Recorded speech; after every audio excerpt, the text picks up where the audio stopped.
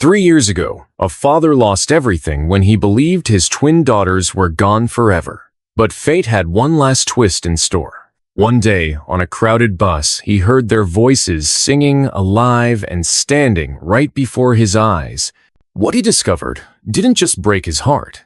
It shattered his entire world before the story even began.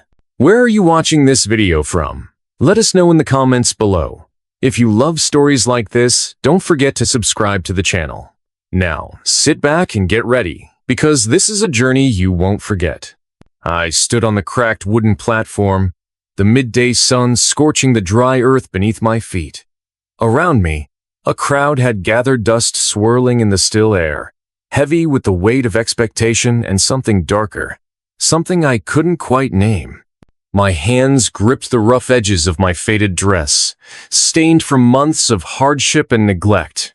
I wasn't here by choice.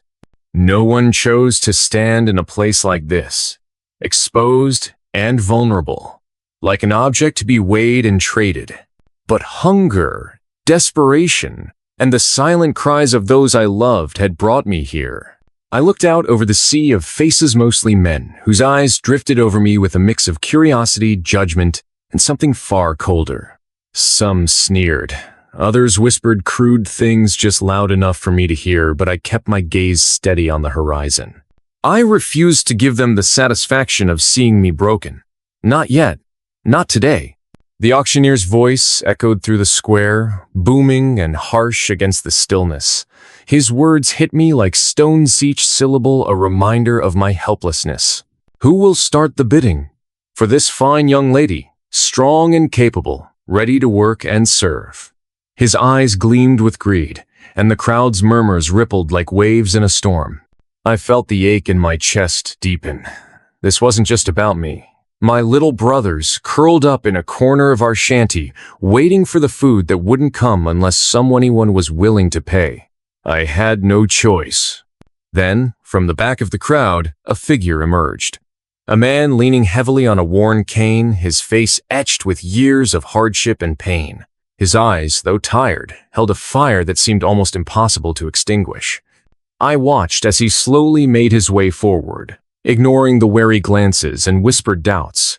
The wealthy man beside the auctioneer stepped forward next. Dressed in polished boots and fine clothes that seemed out of place in this dusty town, his voice was smooth and confident. $30, he said, nodding toward me as though I were a commodity in a ledger. The crowd reacted, some with approval, others with greedy anticipation. But the man with the cane didn't flinch. He reached into his jacket, fingers curling around a small leather pouch. When he spoke, his voice was low but unwavering. 40. A hush fell over the square. The wealthy man's eyes narrowed, lips curling into a sneer. He was not used to being challenged, especially not by someone who looked so broken, so defeated. But the man with the cane stood tall, bent, perhaps, but unyielding. The bidding continued, each offer climbing higher, the tension thickening like a storm cloud ready to burst. I felt my heart pounding, not from fear, but from something I hadn't felt in a long time, hope. But hope was fragile in this place. It could shatter like glass beneath the weight of greed and cruelty. The man with the cane pressed forward, risking everything he had, his savings, his home, to buy my freedom. I could barely believe it. Why would someone do this for me, a stranger? What made me worth such a sacrifice? As the sun dipped lower, casting long shadows across the square, I realized that this wasn't just about money or ownership. It was about something deeper: dignity, courage, and the fight to reclaim what was lost. I closed my eyes and breathed in the dusty air, feeling the weight of all that had brought me here and the strange, unexpected promise of a chance to start again.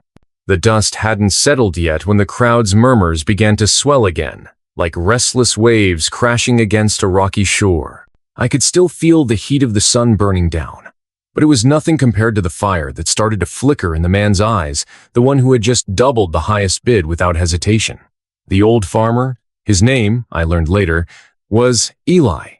Eli wasn't just a man with a walking cane. He was a storm held in a fragile frame, a spirit hardened by years of hardship that neither time nor pain had managed to break. The cane he leaned on wasn't a symbol of weakness, but a testament to battles fought and survived. I watched as his knuckles whitened around the worn leather pouch he clutched tightly, the very same pouch that now held the hopes of a girl standing on a platform she never wished to be on. They whispered about Eli, the man who had lost a leg in a farming accident years ago, who had watched the world move on while he was left behind, struggling to keep his little piece of land alive. Some said he was a fool for stepping into this fight, risking his savings and what little dignity he had left. Others saw something more, a man whose strength was not measured in wealth or power, but in heart and unyielding determination. As the auctioneer's voice rang out again, calling for higher bids, Eli stood firm, his gaze never wavering from the platform where I stood. I could feel the weight of his resolve like a protective shield, and for the first time that day, I dared to breathe a little easier. My thoughts drifted back to my family, to the two youngest siblings waiting in our cramped cabin, their small faces pressed against the thin window panes as they counted on me. Hunger was their constant companion, a shadow that loomed over every moment of our existence. The nights were the hardest, when the cold crept in and the silence screamed louder than any words. I had to be strong for them. I had to be the one who fought when no one else could. But standing here, in front of this crowd, I felt a crack inside myself, a fracture born from shame and helplessness. I had never imagined this day, the day when I would be the subject of greedy eyes and merciless bids. Yet, here I was, barefoot on a platform that smelled of dust and sweat, stripped of dignity yet clinging to the fragile thread of hope. The rich man, a figure as sharp and cold as the boots he wore, stepped forward again. His voice was smooth, a polished blade slicing through the tension. $50, he declared, each word dripping with arrogance. Eli's response was immediate, his voice steady despite the weight he carried. 60. The crowd held its breath. This was no longer a simple auction. It was a battle for something far greater than money. I could see it in the eyes of the townsfolk, some skeptical, some rooting for the farmer who dared to defy the wealthy elite. The air crackled with anticipation, the energy palpable and raw. I tried to focus on Eli, trying to understand what drove a man like him to risk everything for someone he didn't know. It wasn't just about charity or kindness. There was something deeper, something fierce and unyielding beneath that rugged exterior. A connection forged not by words, but by shared desperation and the unspoken understanding of what it meant to fight for survival. As the bids climbed higher, I noticed how Eli's face tightened with determination, the lines of pain and hardship etched deeper with every offer he made.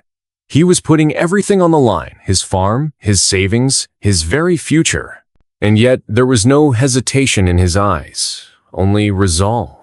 The rich man's sneer grew more pronounced, his confidence shaking for the first time. 75, he spat, trying to intimidate, but the crowd was shifting. The balance of power was tilting in a way no one had expected. I caught Eli's gaze once more, and for a moment, the world outside faded away. It was just the two of us, a girl desperate for freedom, and a man desperate to grant it. His eyes said what his words couldn't. I will not let you be lost to this world. But the stakes were high, and I could see the cost etched in every crease of Eli's weathered face. He wasn't just bidding with money, he was bidding with his life's work, the remnants of a past he was struggling to hold on to. Suddenly, the crowd's attention snapped back to the auctioneer, whose booming voice announced a staggering new bid, one that threatened to break the fragile hope Eli was fighting for. The man in the fine boots pushed forward, producing a thick roll of bills, the clinking sound filling the silence. $100, he said, his voice heavy with scorn. Gas rippled through the crowd. $100 was an unimaginable sum for this town. Many knew it could feed a family for months, or buy essential supplies for the brutal winter ahead. The weight of that number hung in the air like a thundercloud, dark and threatening. Eli didn't flinch. Instead, he reached deep into his pouch and pulled out every coin he had saved, the metallic clatter echoing like a battle cry. 100, he declared, his voice ringing with a mixture of defiance and desperation. The crowd erupted into whispers and murmurs, some in disbelief, others in awe. The auctioneer's eyes gleamed with excitement. This was turning into something far beyond his usual dealings. I could see the flicker of panic in the rich man's eyes, the realization that this battle might not be so easily won. But pride is a dangerous thing, and he wasn't ready to back down. The tension spiraled higher, and I felt my heart pounding louder with every second. This was no longer just about a sale. It was about justice, dignity, and the unyielding spirit of a man who refused to be broken. And as the sun began its slow descent, casting long shadows over the square, I understood that whatever happened next, nothing would ever be the same again. The air was thick with tension, as if the very earth beneath us held its breath, waiting for what would come next. The crowd's whispers faded into a low hum, every eye locked on the fragile old man standing firm against the powerful figure who'd spent a lifetime building an empire on fear and wealth. Eli's breath came heavy, the lines of pain and endurance written clearly across his face. Yet he refused to show any sign of retreat. I watched as the rich man's face twisted with frustration, the arrogance that had once seemed unshakable beginning to crack. His polished boots shifted restlessly on the dusty ground, kicking up small clouds of dirt. He knew this fight was more than money. It was about control, pride, and who had the right to dictate the fate of those who had little say. My mind wandered back to the cramped cabin where my family waited, the hungry eyes of my siblings pressing into my memory like a sharp ache. The weight of responsibility settled heavier on my shoulders than ever before. I wasn't just fighting for myself, I was fighting to keep them alive, to buy a future where hunger didn't gnaw at their bellies, where fear didn't shadow their days. Yet here I stood, exposed and vulnerable, the very embodiment of desperation. Every whisper and gaze was a reminder of my worth in their eyes, a mere commodity to be bought and sold.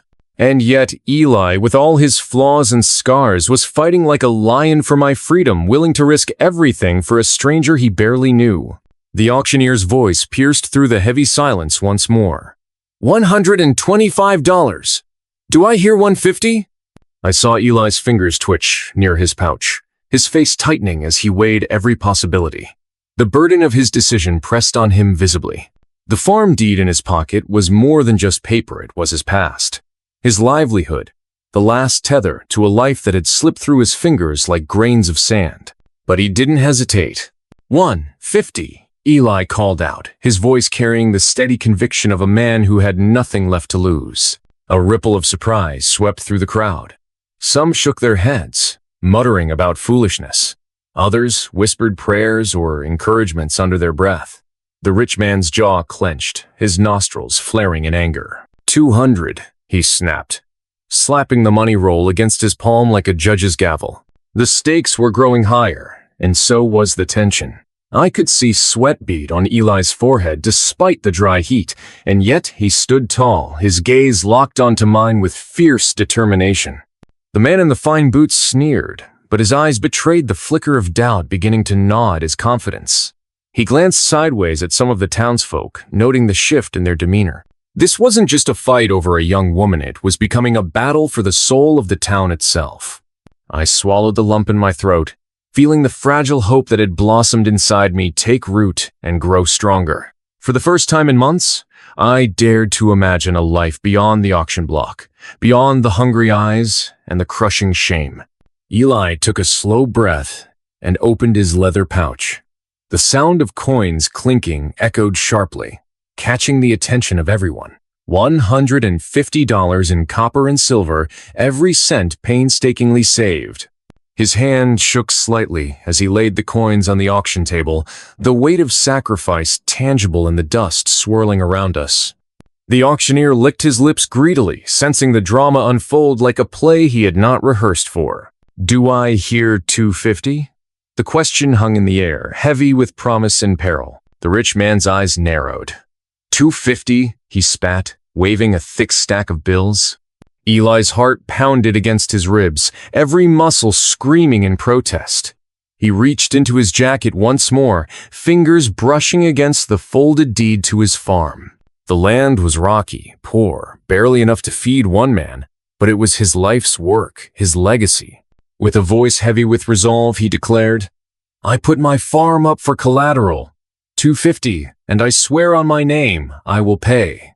A hush fell over the square. The auctioneer's eyes glittered with greed.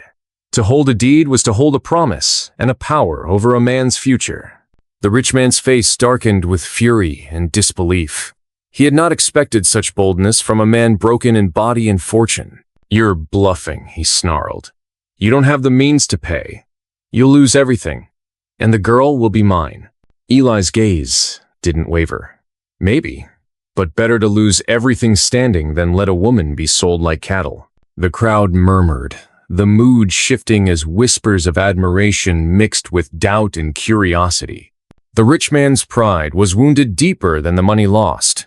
His lips curled into a sneer. Then let's finish this quickly. One last bid. 300, Eli said quietly, his voice carrying the weight of a man ready to stake his all. A silence like a drawn breath settled over the square. No one dared speak. The rich man's face twitched in anger, his chest heaving. And then, unexpectedly, he nodded. This ends here. The auctioneer slammed his gavel down. The crowd erupted into murmurs and scattered away, some shaking their heads in disbelief, others whispering about the old farmer's courage. I stepped down from the platform, legs weak but spirits soaring. Eli approached me, cane tapping unevenly on the ground. He offered a shaky but genuine smile. You're free, he said simply. The weight of those words was more than gold or land. Freedom, something I had thought lost forever. Behind us, the town's eyes lingered, a mixture of respect, resentment, and disbelief. Eli's gamble had shifted the balance of power, and in that moment, I realized the fight had only just begun. The dust from the auction square settled slowly, carried away by a dry wind that whispered through the cracked streets of the small town. The sun dipped lower, casting long shadows that stretched like silent witnesses to the day's bitter fight. I stood there, heart pounding, still trembling from the whirlwind of emotions that had swept me up. Freedom tasted strange, almost foreign, but it was real, and it was mine.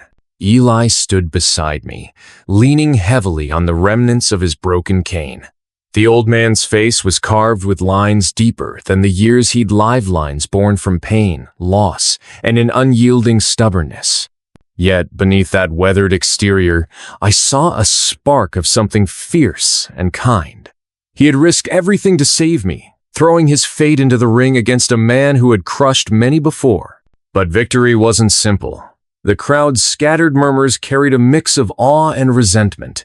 Whispers of foolish old man and the richest man's humiliation floated through the air. It was clear that power and money ruled here, and today, that power had been challenged. A challenge that would not be forgotten. We moved away from the square slowly, my legs still unsteady, the weight of the moment heavy on my chest. Eli walked with a cautious grace, each step a reminder of the injury that had crippled him long ago. I wanted to thank him 1,000 times over, but words felt inadequate. How could I express the depth of gratitude I felt for a man who had put his future on the line for me? As we reached the edge of town, the sun dipped beneath the horizon, painting the sky with hues of orange and purple.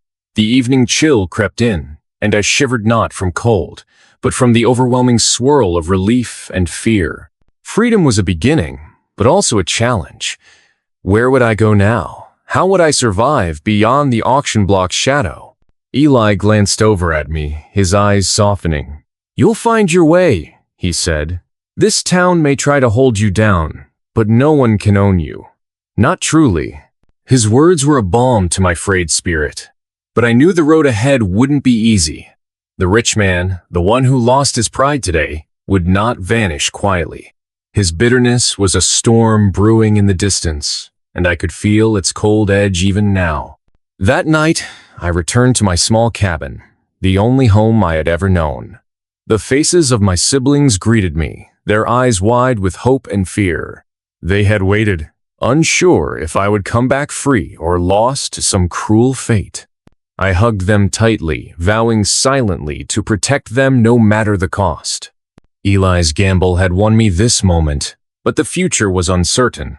The farm he had risked was a symbol of resilience, proof that even broken things could endure.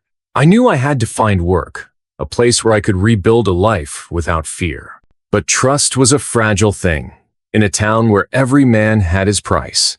Days passed, each bringing new challenges. I found work with a family on the outskirts, tending to their garden and helping with chores. It was honest labor, and though it paid little, it gave me a foothold. Slowly, I began to heal not just from the bruises of that auction day, but from the scars that ran deeper. Eli visited often, his presence a steady reminder that I was not alone. He spoke little of his own pain, but I could see it in his eyes, the weight of battles fought long ago, both against the world and himself. He was more than a farmer. He was a man who had learned the true meaning of sacrifice. Meanwhile, the rich man's shadow lingered. Rumors spread that he was gathering allies, plotting to reclaim what he'd lost. His pride had been wounded, and in a place like this, pride could be as dangerous as any weapon. One evening, as I walked through the dimly lit streets, I felt eyes on me. A chill ran down my spine, and I quickened my pace. Behind me, footsteps echoed softly but deliberately. My heart hammered in my chest. I dared not look back. When I reached the safety of Eli's modest home, I found the old man waiting. His face was grave. "He's coming," Eli said quietly, "and he won't stop until he gets what he wants." The threat was real, and I knew I had to be ready. Freedom was more than escaping a platform, it was fighting for every step forward, no matter the cost. That night, as the wind howled outside, I lay awake thinking about the choices ahead. I had tasted liberty, but it was fragile. To keep it, I would need strength I didn't know I had. Eli's voice echoed in my mind.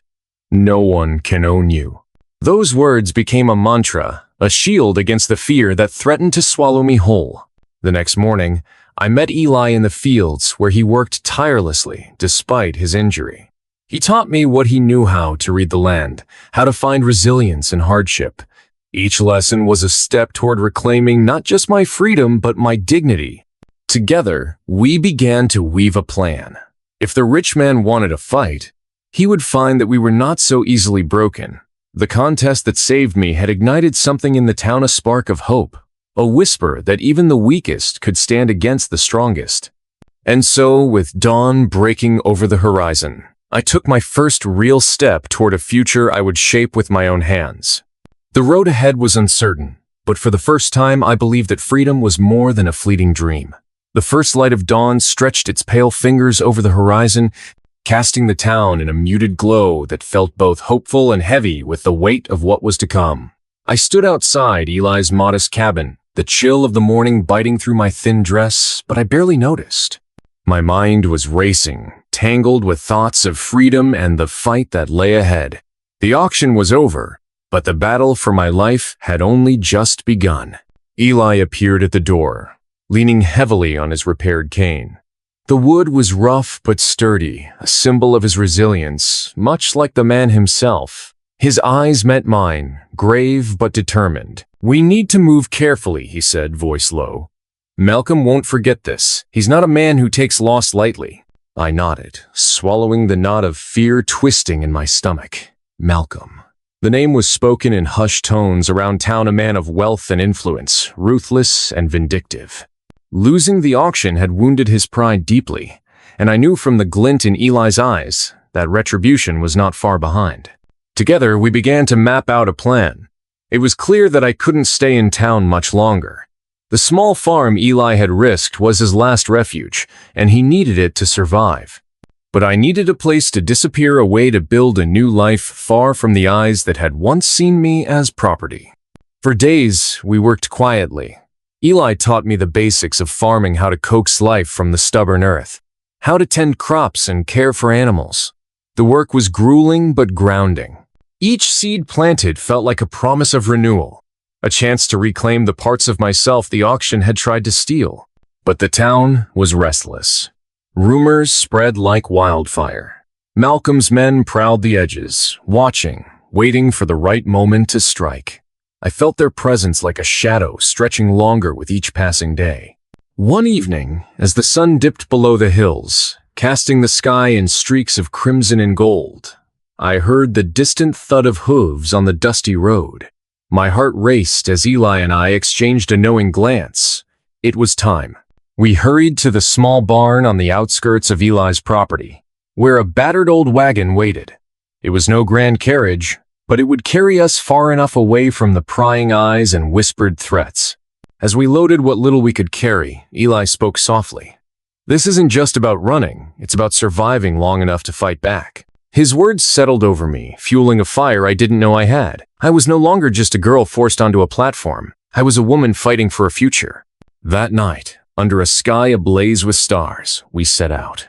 The wheels creaked and groaned, the wagon rocking beneath us as we left behind the only home I had ever known. Fear gnawed at the edges of my courage, but I clung to Eli's steady presence beside me. The journey was slow and treacherous. The wilderness stretched out in all directions. Dense forests, rocky hills, and winding rivers that tested our resolve. Each mile carried us further from the auction block, but also deeper into uncertainty. At times the cold seeped into my bones, and hunger gnawed at my insides. Yet, every hardship was a reminder of what I had to lose and what I had to protect. Eli's stories kept me company through long nights. Tales of a time before the town's corruption took hold, of a land where people lived free and proud. His voice was a thread weaving hope through the darkness. But even as we escaped, I knew the shadow of Malcolm was not far behind. The thought of him sent shivers through me, a man who wielded power like a weapon, who could crush anyone who stood in his way. One morning, after a restless sleep under the open sky, we awoke to the harsh sound of shouting and hoofbeats nearby. My heart seized in terror. "Malcolm's men," Eli whispered, his grip tightening on the reins. "They've tracked us." Panic surged through me, but Eli's calm steadied the wagon. We had to move faster, find a place to hide. The forest loomed ahead, dense and tangled, a wild maze that promised both refuge and danger. We plunged into the shadows of towering trees, the wagon bumping over roots and rocks as we fought to escape. Branches scratched at my face and arms, the air thick with the scent of pine and earth. The sounds of pursuit echoed behind us, relentless and growing closer. At one point, the wagon caught on a hidden root, jolting violently. Eli cursed under his breath as he struggled to free it, every second a countdown toward capture. My breath came in ragged gasps. The weight of exhaustion pressed down on me, but I forced myself to look ahead to the patch of sunlight breaking through the canopy, a sign of hope. With a final heave, Eli freed the wagon, and we surged forward, the pursuers' cries fading as the trees swallowed us whole. We found a narrow creek, its cold water a blessing and a curse. We had to rest, but staying put was dangerous. Eli looked at me, his eyes heavy. "We can't run forever. Sooner or later, we have to stand our ground." I nodded, knowing he was right. The auction had been the beginning, the spark that ignited a fire we both felt burning brighter with every step. Our refuge became a small clearing deep in the woods, where we could hide and gather strength. Days turned into weeks as we built a small shelter from branches and leaves, a fragile fortress against the world outside. I learned to listen to the forest, the rustle of leaves, the calls of distant animals. Nature became a teacher, guiding me through the uncertainty. One evening, as I sat by a small fire, Eli told me about the man Malcolm once was. A boy who had dreamed of greatness, twisted by greed and cruelty into a monster. "But every man has a choice," Eli said softly. "Even him." His words echoed in my mind. Was it possible for someone like Malcolm to change? Or was he doomed to a path of destruction? The forest whispered secrets, but none of them offered easy answers. Meanwhile, my thoughts drifted to my siblings, their faces etched with worry, their futures uncertain without me. The guilt was a heavy burden, but I refused to let it crush me. I had to be strong for them, for Eli, for myself. As the days grew longer and the nights colder, I felt something shift inside me. The fear that had once ruled was giving way to resolve. I wasn't just surviving anymore. I was preparing to fight back. And when the time came, I would face Malcolm not as a victim, but as a force he had never reckoned with. The forest had become our sanctuary, wild and untamed, much like the lives we were trying to rebuild within it. Each day was a lesson in survival, but also in patience. I learned to move quietly among the trees, to read the language of the wind and the birds, to sense the subtle changes that whispered danger or safety. Eli was my guide, his strength and quiet wisdom a steady anchor in the chaos of our fugitive existence. But no refuge lasts forever, especially when the forces that hunt you are fueled by pride and vengeance. Malcolm's shadow stretched long and dark, even here. The thought of his men prowling the borders of our hidden camp was a constant weight pressing against my chest. I woke often in the cold hours before dawn, listening for the crack of a twig, the howl of a distant wolf, the sharp call of a hawk slicing through the silence. Every sound was a question, every shadow a threat. Eli's face had grown even more lined since we fled.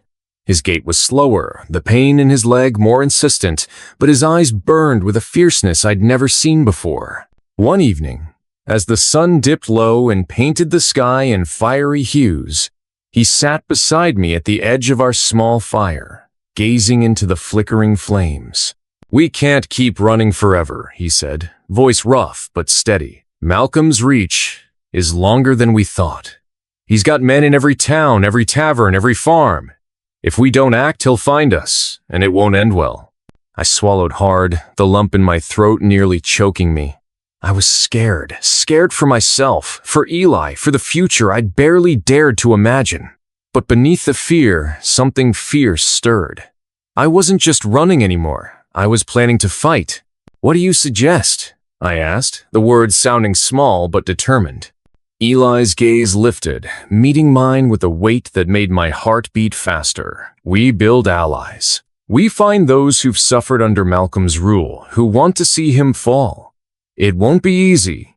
He's a powerful man, but no one is untouchable." That night, sleep was elusive. I thought of my siblings, their faces clear in my mind's eye, hopeful, trusting, waiting for me to bring them a better life. The memory was a spark, lighting a fire inside me that no fear could douse. The following days were a blur of travel and cautious meetings. Eli and I slipped into nearby towns, shadowing the bustling marketplaces and smoky taverns, searching for signs of resistance. At first, the faces we met were wary, eyes flickering with suspicion and resignation. But as we spoke quietly, shared our story, and offered hope instead of fear, something shifted. We found others who had lost much to Malcolm's greed, a blacksmith whose forge had been seized, a widow whose farm was taken for unpaid debts, a group of farmers driven into poverty by unfair taxes. Their anger was a simmering fire beneath years of hardship, and our arrival was a spark. Together, we forged a fragile alliance, a pact born of shared pain and the desperate need for change. Each person brought skills and stories, and each added weight to a growing resistance. We trained in secret, honing whatever weapons we could find: knives, old rifles, even farm tools transformed into instruments of defense. At the heart of our group was a quiet understanding. This wasn't just about me or Eli or even the stolen freedom of a single young woman. It was about reclaiming a town, a way of life, and dignity that had been crushed beneath the heel of a tyrant. Back at our hidden camp, Eli's condition worsened. The old injury flared with cruel intensity, his steps slower, his breath shorter, but his spirit was unbroken. "You're the heart of this fight now," he told me one evening, his hand trembling as he gripped mine. "I may not see the end, but I believe in you, in us." His words were a mantle I didn't feel ready to bear, but I accepted it. For Eli, for my family, for every person who had been silenced. As weeks passed, the resistance grew stronger, but so did the danger. Malcolm's spies were everywhere. One night, we learned that our camp was compromised: footprints found near our shelter, broken branches where we had hidden supplies. Panic surged through me, but Eli's voice cut through the fear. "We move at dawn, no hesitation." That night, I packed what little I could carry, the weight of responsibility pressing heavily on my shoulders. I felt the eyes of every ally, every friend, every lost hope watching me. I was no longer just a frightened girl on a platform. I was a leader, flawed and uncertain, but fierce. Before dawn, we slipped through the trees, shadows against shadows, hearts pounding in the cold silence. The forest swallowed us, but the threat loomed like a storm on the horizon. I thought of Malcolm, of the auction block, of the day my fate had seemed sealed by the cruel hands of a greedy man. I thought of Eli's courage, his sacrifices, and the community we had built from despair. We were not just running from the past anymore, we were racing toward a reckoning. The battle to reclaim our lives, our freedom, and our dignity was just beginning. We moved under the veil of early morning fog, the cold biting into my skin despite the layers of worn fabric wrapped around me. Every sound was amplified. In the stillness, the crunch of twigs beneath our feet, the distant call of a crow, the restless rustle of leaves stirred by a faint breeze. Our small group pressed forward, shadows in a world that had become hostile and uncertain. The forest, once a place of refuge, now felt like a cage tightening its grip. We knew the danger was close. Malcolm's men were tracking us, hunting not just a fugitive, but the spark of rebellion we had ignited. The weight of that knowledge sat heavy on my chest, and yet, with every step, a steely resolve grew in my heart. We had already lost so much, but giving up was never an option.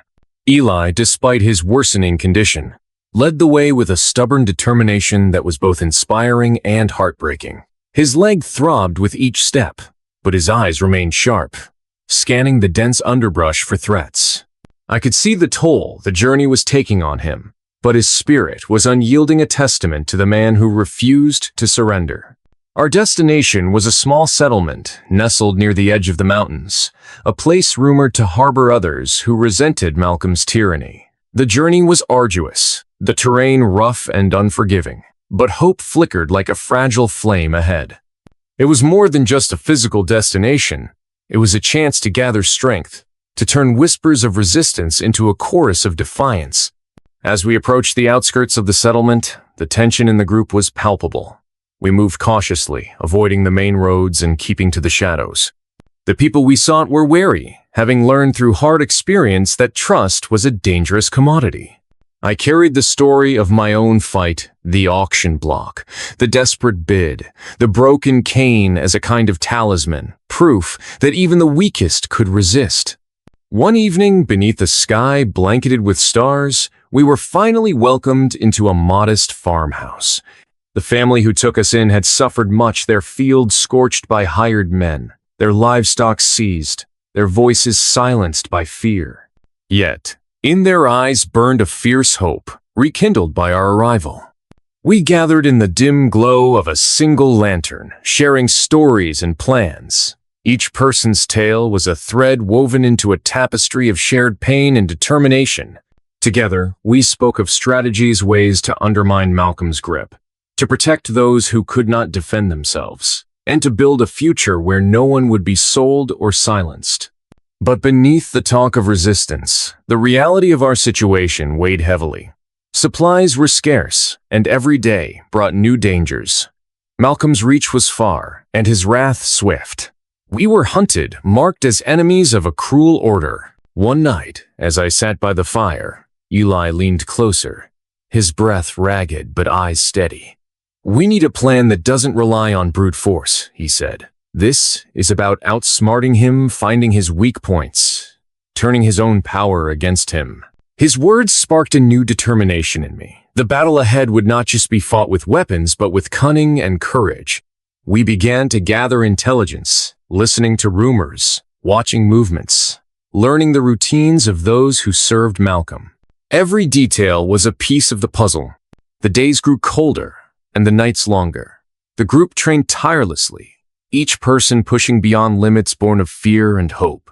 I found strength in unexpected places, in the resilience of a mother protecting her children, in the quiet resolve of an old man who had lost everything, in Eli's unwavering belief in justice. But the cost was high. One evening, a sudden rage shattered the fragile calm. Malcolm's men descended like a storm, their horses thundering through the fields. torches blazing. We fought fiercely, but we were outnumbered and outgunned. I saw friends fall, heard cries of pain and defiance mingled in the cold night air. We were forced to retreat, scattering into the darkness. The loss was a bitter blow, but it steeled our resolve. There was no turning back. In the aftermath, as we regrouped in the shadows, Eli's condition worsened. The pain in his leg became unbearable, and I feared for his life. Yet, even as weakness claimed him, his spirit remained a beacon. "You must lead now," he said one night, gripping my hand with surprising strength. "Don't let my sacrifice be in vain." His words were both a burden and a gift. I was no longer just a survivor, I was a leader, carrying the hopes and dreams of those who had risked everything. The fire of rebellion burned brighter, fueled by loss and determination. We were no longer just running from a past marked by fear and cruelty. We were running toward a future we would fight to claim, a future where freedom was not just a dream, but a promise. The chill of dawn crept into the cabin where we had taken refuge, a small, ramshackle structure perched on the edge of the mountain. The fire sputtered low in the hearth, casting flickering shadows that danced on the rough wooden walls. Eli lay on a narrow cot, his face pale but resolute. His breathing was shallow, the pain etched deep in every line of his worn features. I sat beside him, the weight of responsibility settling like a stone in my gut. The raid had cost us dearly. Friends gone, supplies lost, and Eli's worsening condition, all reminders that the path we had chosen was paved with sacrifice. Yet in that grim silence, something unspoken passed between us, the unbreakable will to see this fight through. "I'm counting on you," Eli whispered, his voice barely audible over the crackling fire. This isn't just about me or that girl anymore. It's about every soul crushed under his heel." I nodded, swallowing the lump in my throat. "I won't let you down." Outside, the wind howled through the trees, carrying with it the scent of pine and impending snow. Winter was coming, and with it the harshest trials we'd face yet. As Eli drifted into a restless sleep, I gathered the others in the cramped space. The room was thick with tension and determination, each face etched with exhaustion but burning with purpose. We needed a new plan, one that would strike not just at Malcolm's pockets, but at the very foundation of his control. Over the next few days, we pieced together what little intelligence we had. Malcolm's operations centered around a fortified compound on the far side of town, where he hoarded stolen goods and orchestrated his schemes. Rumors spoke of hidden passages and secret alliances, but the details were scarce and often contradictory. Our strategy would require patience, stealth, and precise timing. Direct confrontation was suicide.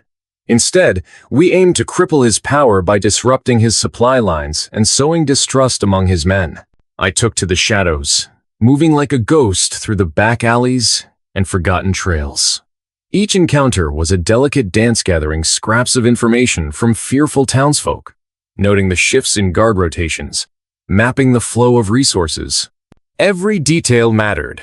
One evening, as I slipped through a dimly lit tavern, a whispered conversation caught my ear. Two of Malcolm's lieutenants spoke openly of unrest among their ranks, their loyalty wavering under the strain of endless demands and meager rewards. This was the opening we needed. Back at the cabin, I shared the news. The group's energy surged, hope sparking anew. We began reaching out covertly to those disillusioned with Malcolm's rule, planting seeds of rebellion and offering a future free from fear. But Malcolm was not blind. His men increased patrols, suspicion growing like a shadow over the town.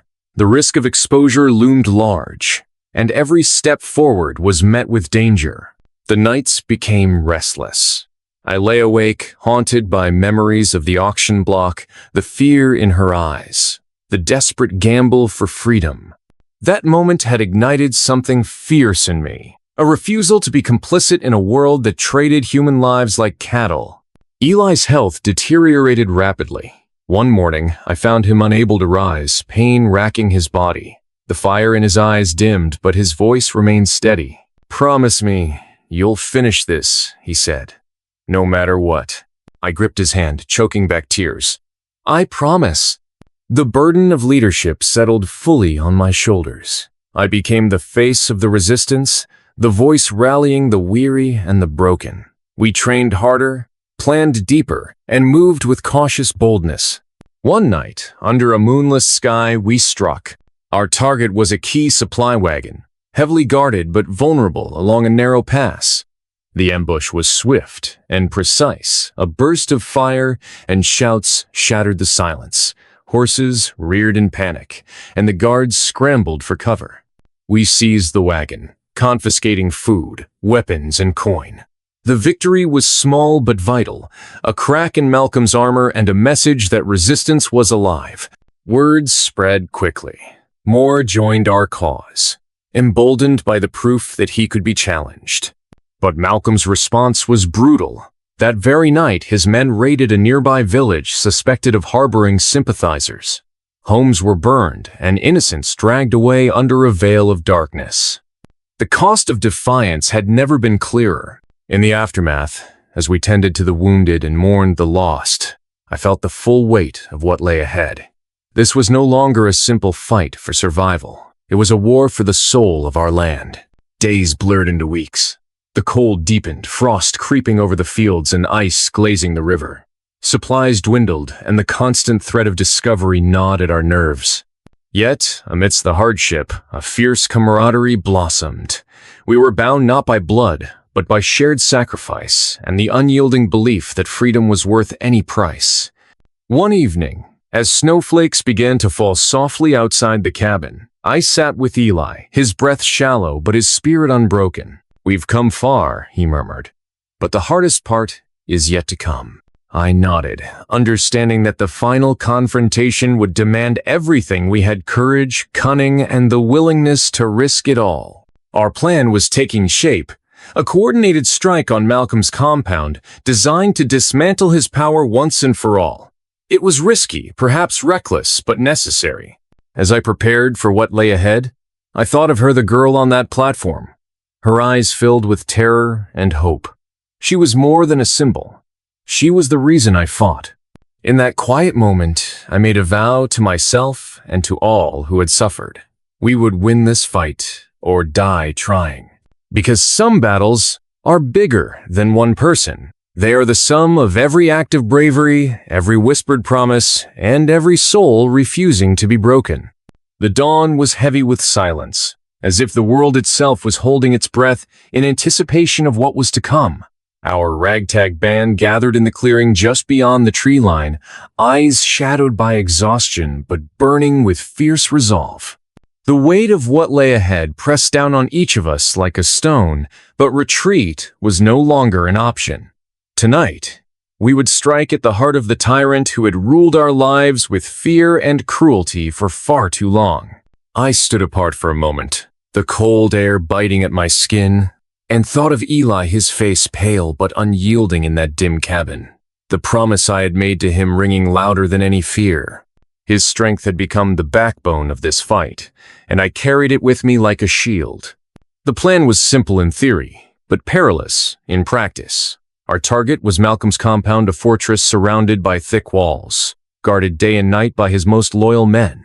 We had spent weeks gathering intelligence, listening to whispered rumors, piecing together every detail we could find. Tonight, under cover of darkness, we would infiltrate and dismantle his operations from within. The first phase required stealth. Two of our fastest would slip through a side entrance we had discovered, disabling the alarm system and opening the main gate for the rest of us. Meanwhile, the rest would circle the compound, cutting off any chance of escape.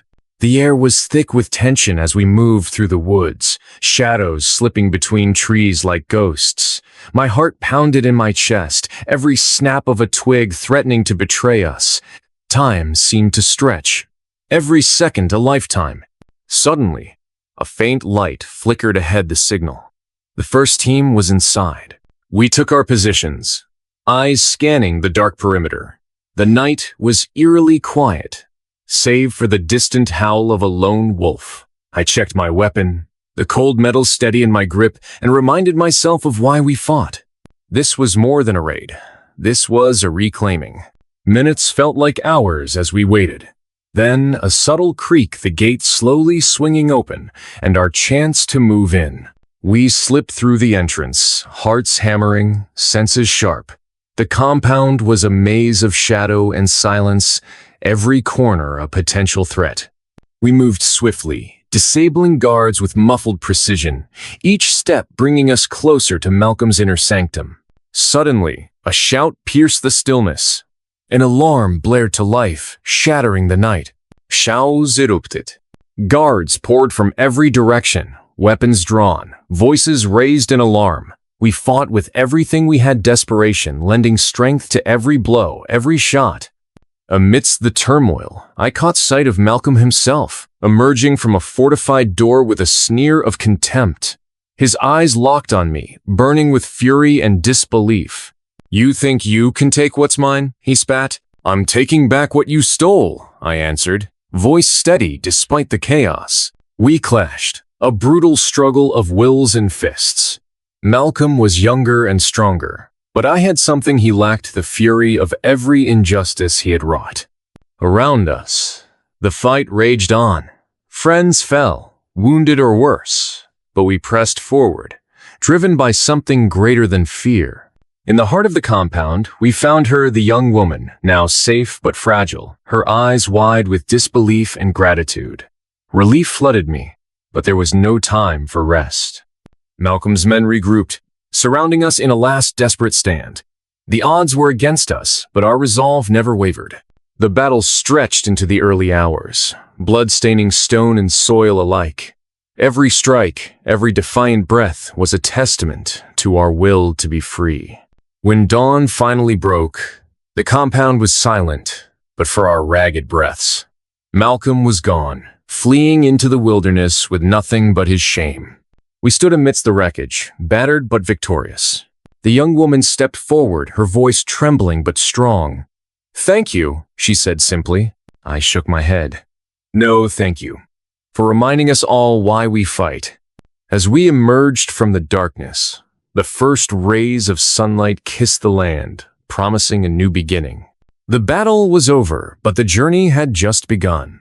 The morning light spilled over the horizon, but the weight of the night's battle still hung heavy in the air. We gathered outside the ruined compound, our bodies bruised, spirits exhausted yet unbroken.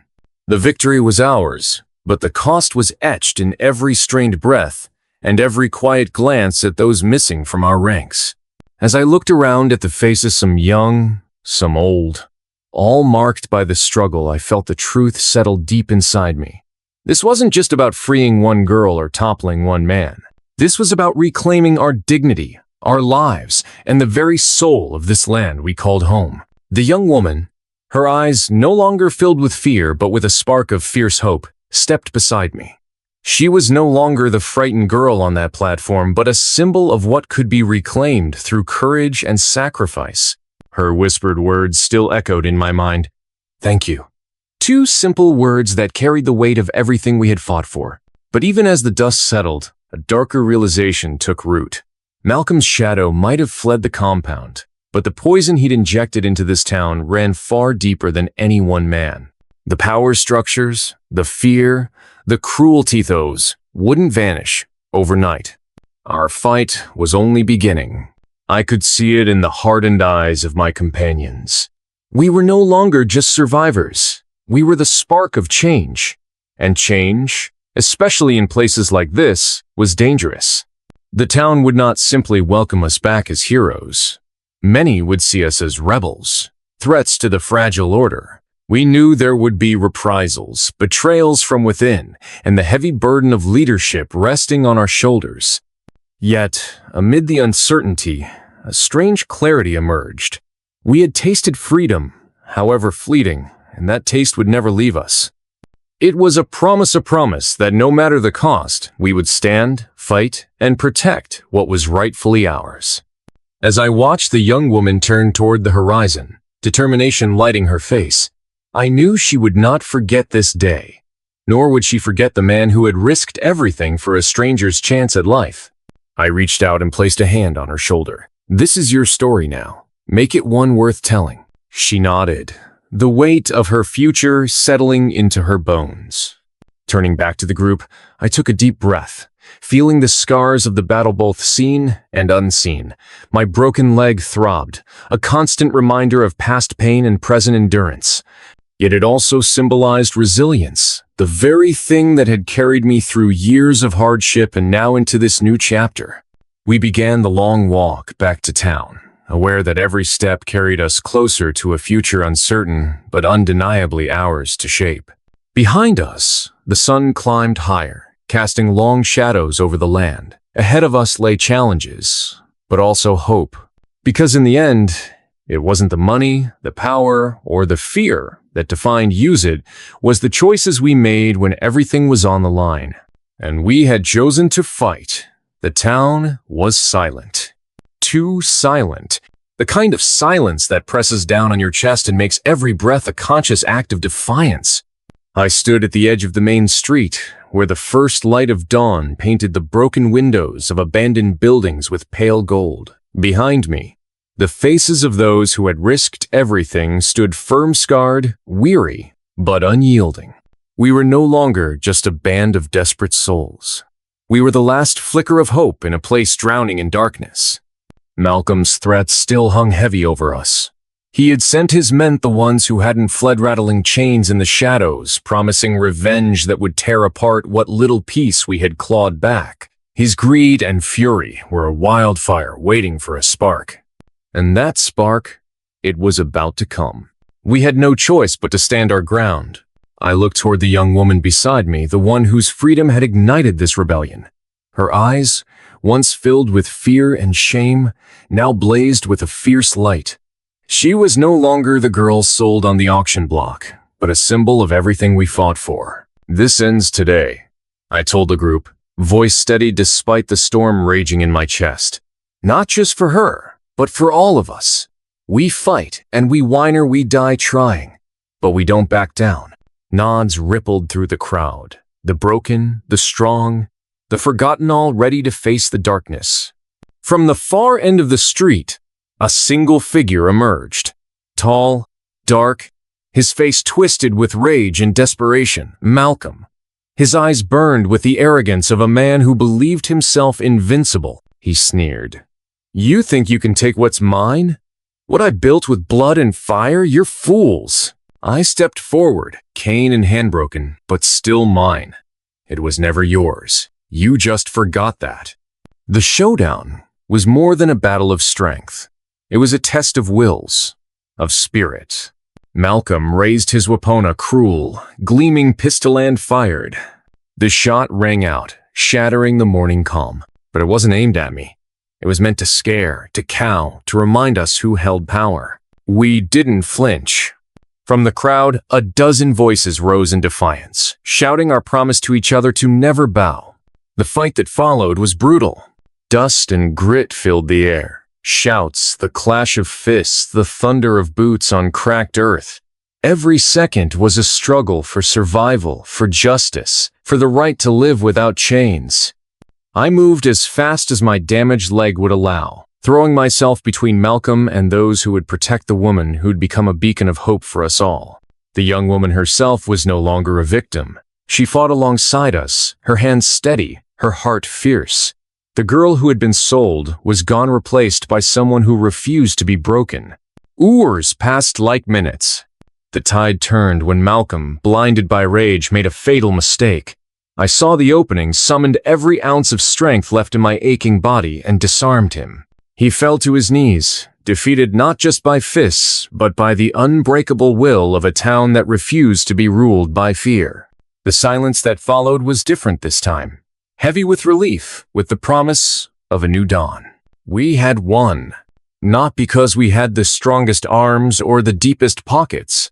Because we fought for each other. Because even broken men and scared girls could stand tall when it mattered most. The town began to breathe again. The young woman looked at me, tears mingling with dirt and sweat. "Thank you," she whispered. "For everything." I shook my head. "No, thank you, for reminding me what it means to fight." We rebuilt not just homes and farms, but trust, hope, and dignity. Years later, stories of that day lived on, not as tales of violence, but as legends of courage. Of a broken farmer who risked everything for a stranger's freedom. Of a young woman who refused to be a victim. Of a town that dared to reclaim its soul. And as I sit here now, watching the sun set over fields that once knew only hardship, I know one thing for sure. Some battles are never easy. But some victories are worth every scar. If you were in the main character's shoes, would you fight the same battle? Share your thoughts in the comments below, and don't forget to like the video. Be sure to explore the other videos on the screen for more unforgettable stories.